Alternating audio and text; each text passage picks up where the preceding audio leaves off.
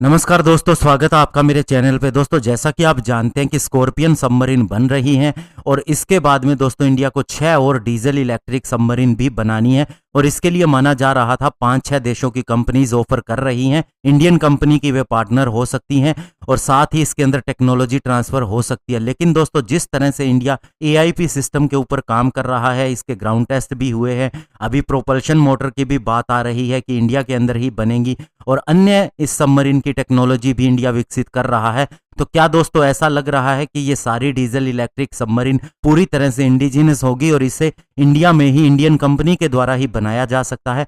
आज इसी के ऊपर बात करेंगे। चलिए दोस्तों शुरू करते हैं। दोस्तों, लास्ट ईयर इंडियन नेवी ने एक आरएफआई यानी रिक्वेस्ट फॉर इंफॉर्मेशन जारी की थी, जिसके अंदर इंडिजिनस 500 किलोवाट आवर का एक high capacity lithium ion battery system को स्पेशली सबमरीन के लिए डेवलप किया जाना था। और इंडियन नेवी ने उसके बाद में यह भी कहा था कि जो अभी हमारी सबमरीन के अंदर लेड एसिड बैटरीज इस्तेमाल हो रही हैं, उन्हें इस बैटरी से रिप्लेस किया जाएगा और अन्य जो सबमरीन हम बनाएंगे फ्यूचर के अंदर, उनके अंदर भी इसे ही फिट किया जाएगा। और इसके अलावा इंडियन नेवी ये भी चाहती है कि कोई उसे इसी लिथियम आयन बैटरी सिस्टम का एक प्रोटोटाइप डेमोन्स्ट्रेट करके दिखाए कि ये किस तरह से काम करती है, कैसे इसका एनर्जी आउटपुट है और इसका डिस्चार्ज रेट भी क्या है। और दोस्तों, इसका कारण ये है कि लेड एसिड बैटरीज की तुलना में अगर लिथियम आयन बैटरीज का इस्तेमाल किया जाता है तो इससे सबमरीन ज्यादा समय तक अंडर वाटर रह सकती है, यानी कि दोस्तों वह दुश्मन से ज्यादा समय तक छिपी रहती है। और इसके अलावा दोस्तों साथ ही इसकी स्पीड भी बढ़ जाती है। और साथ ही दोस्तों हमारी जो कलवरी क्लास की सबमरीन है,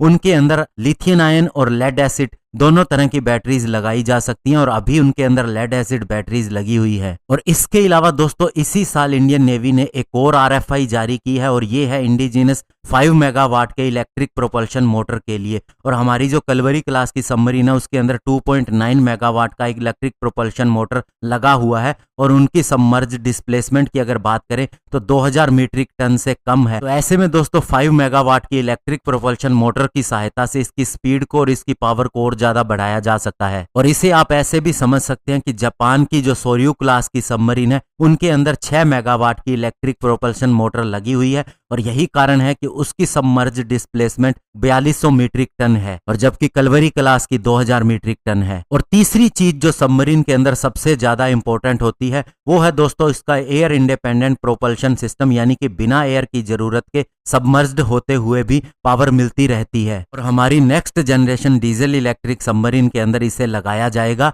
और डीआरडीओ इसे ऑलरेडी डेवलप कर रहा है और इसके ग्राउंड टेस्ट भी हो चुके हैं। और इस एआईपी सिस्टम के अंदर फॉस्फोरिक एसिड एक इलेक्ट्रोलाइट का काम करता है जो हाइड्रोजन के साथ में रिएक्ट करता है, जो कि दोस्तों सोडियम बोरोहाइड्राइड से जनरेट होती है और साथ ही लिक्विड ऑक्सीजन से भी रिएक्शन करता है और इस तरह से इलेक्ट्रिसिटी पैदा करता है और हमारी बैटरी बदलने की जो बार बार जरूरत होती है उसे कम कर देता है और इससे सबमर्ज्ड एंड्योरेंस भी सबमरीन की बढ़ जाती है। और ये एआईपी सिस्टम सबसे पहले हमारी कलवरी क्लास की सबमरीन के अंदर इस्तेमाल किया जाएगा। ये 250 किलोवाट की पावर जनरेट करेगा, जिससे दोस्तों इलेक्ट्रिक प्रोपल्शन मोटर को भी रन करने में मदद मिलेगी और साथ ही सबमरीन को भी पावर मिलेगी। और इसके अलावा अगर इसके साथ में लिथियम आयन बैटरी भी जोड़ दी जाएगी तो इसकी एंड्योरेंस और भी ज्यादा बढ़ जाएगी और हमारी कलवरी क्लास की सबमरीन और ज्यादा पावरफुल हो जाएगी। और इसके अलावा दोस्तों एक डीजल जनरेटर भी बहुत ज्यादा इंपॉर्टेंट होता है किसी भी सबमरीन के अंदर और नॉर्मली एक सबमरीन को 2 ऐसे डीजल जनरेटर की जरूरत होती है